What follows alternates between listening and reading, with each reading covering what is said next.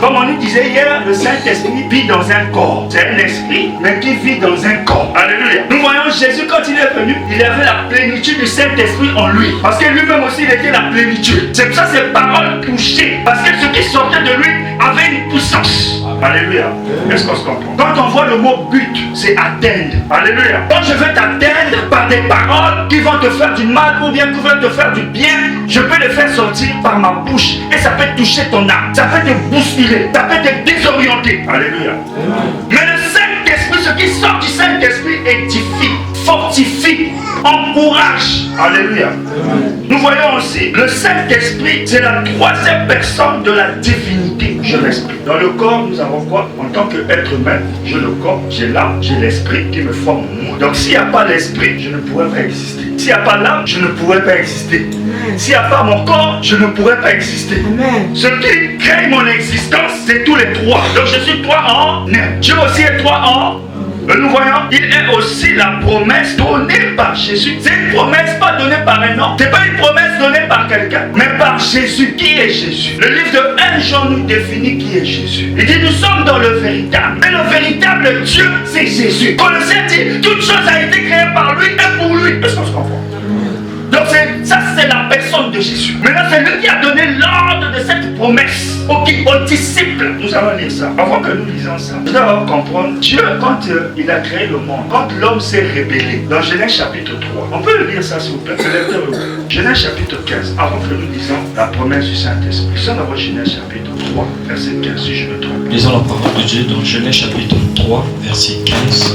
La Bible dit, je mettrai inimitié entre toi et la femme. Je mettrai inimitié entre toi et la femme. Il parlait de qui? Du serpent. Continue. Entre ta postérité et sa postérité. Celle-ci t'écrasera la tête et tu lui blesseras le talon. Amen. Dieu le Créateur avait déjà prophétisé sur Marie. Parce que c'était une promesse qui devait se réaliser. La séparation là, c'est qui? C'est nous, l'église, entre nous, l'église et les enfants du serpent qui sont du monde. Donc ça veut dire que nous avons une promesse. Eux aussi ils ont une promesse. Mais leur promesse vient de qui? Vient du serpent. Maintenant notre promesse vient du Saint-Esprit. Depuis la création. Ça ne s'est pas fait le jour J. Mais ça s'est fait en avance. Là où tout avait commencé. Je veux que tu comprennes ce que je suis en train de dire. Je ne veux pas que tu t'agites, mais je veux que tu comprennes. Parce que si tu ne comprends pas, tu ne pourras pas bien agir. Tu ne pourras pas bien pratiquer parce que tu ne comprends pas. Alléluia.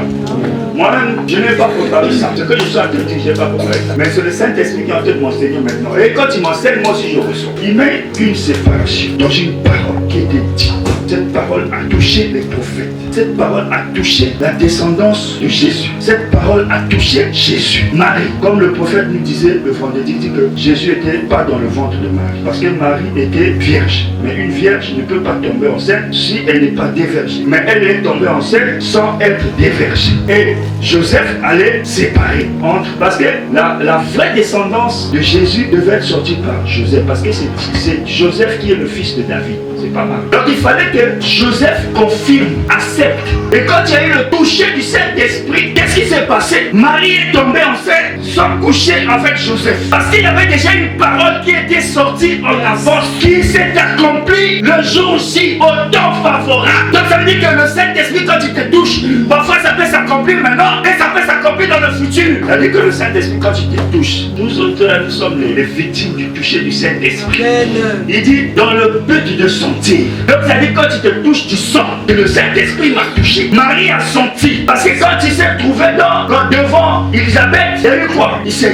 Les enfants ont tressailli. Là-bas, elle a tressailli, là-bas aussi, il y a eu une transmission. Donc l'enfant qui était là a tressailli, et quoi? Il y a eu une transmission. Parce que lui aussi, il était rempli du Saint-Esprit depuis le ventre de sa mère. Comme le Saint-Esprit était là-bas, a tressailli, a mis transmission. Il m'a envoyé pour guérir ceux qui ont le cœur brisé. Qui envoie? Un être suprême, le maître de tout esprit. Le Saint-Esprit envoie pour guérir ceux qui ont le cœur brisé, ceux qui ont des blessures intérieures dans leur cœur. Tellement le serpent les a touchés, ils ont eu des blessures. Maintenant, je t'annonce que le Saint-Esprit va te toucher aujourd'hui pour que tes blessures soient guéries. Qu'est-ce qu'il dit encore? Les plaies de Jésus ont fait que 3 jours pour se cicatriser. Ça n'a pas fait 10 ans, ça n'a pas fait 100 ans, ça n'a fait que 3 jours. Dans 3 jours, il y a eu cicatrisation. Donc le Saint-Esprit, quand il te touche, c'est-à-dire que tes blessures intérieures doivent se cicatriser. Si ta maman t'avait fait du mal, t'avais une blessure intérieure, le Saint-Esprit va te guérir parce que ton cœur est brisé. Il y a des enfants, il y a des gens, il y a des hommes et des femmes aujourd'hui qui font du mal parce qu'on leur avait fait du mal. J'ai dit chez leurs propres parents. Les parents qui leur ont mis au monde, leur ont fait du mal, leur ont blessé. Aujourd'hui, ils sont devenus tristes. Ils ont même raté la vie. Pourquoi? Parce qu'il y a des blessures intérieures. Mais le Saint-Esprit t'annonce aujourd'hui. Il est venu, il m'a envoyé, il t'a envoyé pour guérir ceux qui ont le cœur brisé. Avant que le Saint-Esprit t'envoie, il guérit d'abord ton cœur. Il ne peut pas t'envoyer si tu as un cœur brisé. Parce que tu vas briser aussi les cœurs des autres. Il doit d'abord guérir ton cœur afin que quand il va t'envoyer, toi aussi tu auras le cœur guéri pour que tu guérisses les cœurs des autres. Il veut que son cœur soit guéri. Dis Seigneur, je veux que mon cœur soit guéri.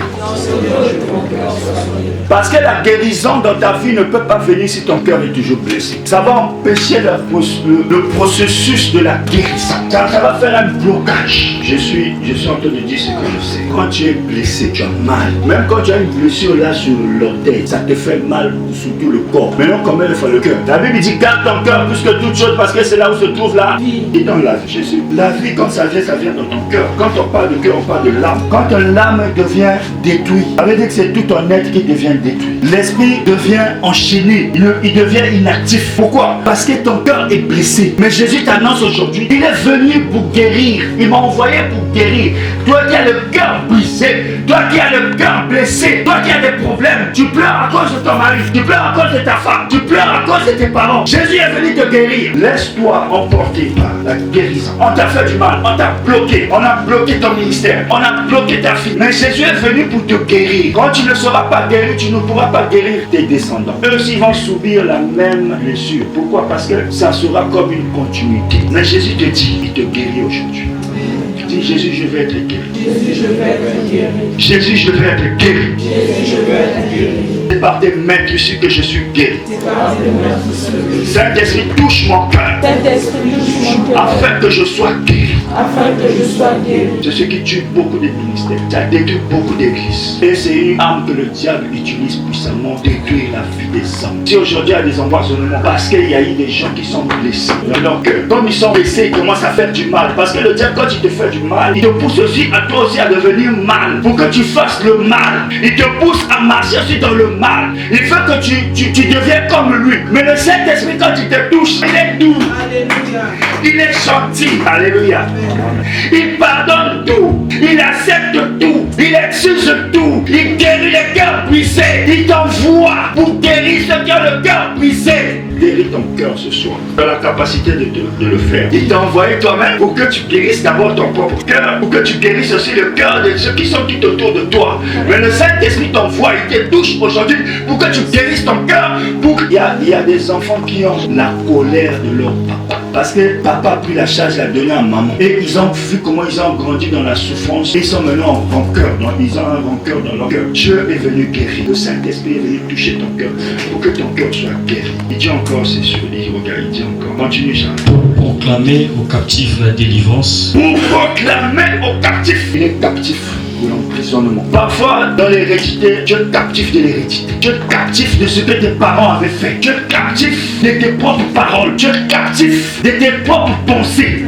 Tu es captif de tes actes. Parce que nous accusons beaucoup des autres. Ça veut dire que prends d'abord des sentences sur toi-même. Que tu es captif de tes propres pensées. Tu es captif de ce que de tes actes. Ça veut dire que quand on prêche, moi je dis non, la parole là c'est pas pour moi. La parole là c'est pour le prophète Hermès. Le prophète Hermès dit non, c'est pas pour moi. Il dit non, c'est pour l'homme de Dieu. L'homme de Dieu dit non, c'est pas pour moi. Il dit non, c'est pour la servante de Dieu. La servante dit non, c'est pas pour moi. Ça veut dire que nous sommes tous captifs. Pourquoi? Parce que nous sommes négatifs. Alors que nous sommes une équipe. Une équipe ne peut pas être séparée. Aujourd'hui, l'équipe est devenue séparée parce que nous sommes des captifs. Et dit quoi?